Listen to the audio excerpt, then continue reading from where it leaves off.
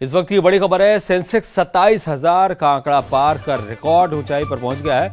Nifty भी 8,000 के पार हुआ है।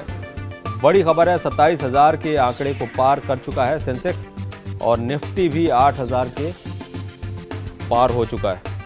हर्षवर्धन त्रिपाठी हमारे सहयोगी हमारे साथ जुड़ चुके हैं।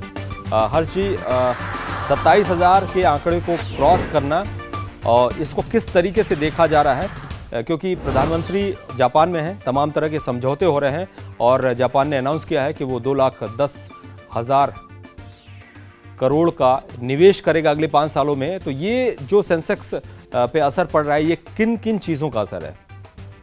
देखिए, निश्चित तौर पर राम जी एक बढ़िया कहें कि प्रधानमंत्री का जापान दौरा एक अच्छी खबर है और उसका भी सेंटिमेंटल एडवांसमेंट है। लेकिन फिलहाल कई मोटी मोटी चीजें हुई हैं जिसका अर्थव्यवस्था पर सीधे सीधे असर पड़ता है। पहली तिमाही के जो आंकड़े आए हैं जीडीपी के अप्रैल से जून के, वो 5.7% रहे, जो सीधे सीधे 1% से भी ज्यादा की बढ़त है अगर हम पिछली अंतिम तिमाही की बात करें, पिछले फाइनेंशियल ईयर की। उसके अलावा जो हमारा करंट अकाउंट डेफिसिट है वो बहुत ज्यादा कम हुआ है, जो लक्ष्य रखा हुआ था उससे नीचे लाने में सरकार सफल रही है।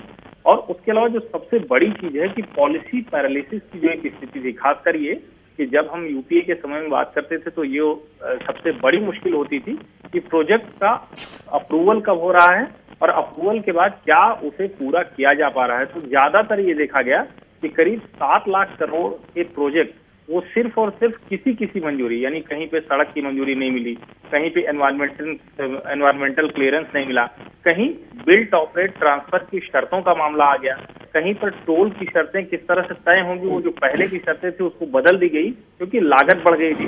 कुल मिलाकर जो पॉलिसी पैरालिसिस की स्थिति बनी थी उसकी वजह से जो अर्थव्यवस्था की पूरी स्थिति थी वो खराब हो गई थी। जब नरेंद्र मोदी के आने की बात थी, यानी मई के पहले जो चुनाव की स्थिति हुई थी, मार्च से हम लगातार देख रहे हैं कि जो विदेशी निवेशक हैं, अगर हम आंकड़ों में बात करें तो पिछले साल भर में 1 लाख करोड़ से ज्यादा का इन्वेस्टमेंट FII यानी जिसे हम बाजार के जरिए जो निवेश करते हैं विदेशी निवेशक, वो कर चुके हैं। और अगस्त के महीने में सिर्फ 3 दिनों को छोड़कर 1 अगस्त, 8 अगस्त और 11 अगस्त, इन 3 दिनों को अगर हम छोड़ दें तो लगातार विदेशी निवेशकों ने जमकर खरीदारी की। इसका सीधा सा मतलब ये होता है कि भारतीय बाजारों पर विदेश के लोगों को इतना भरोसा है कि उनका लगाया पैसा उन्हें ज्यादा मुनाफा देगा।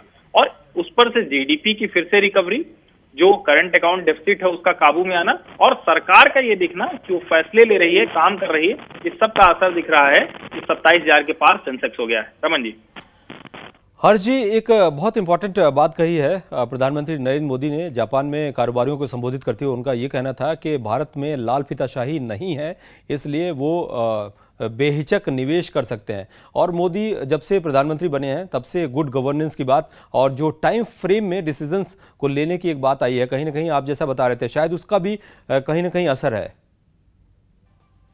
जाने का एक तरीका होता है किस तरह से आप विदेशी निवेशकों को अपने देश में निवेश। जी,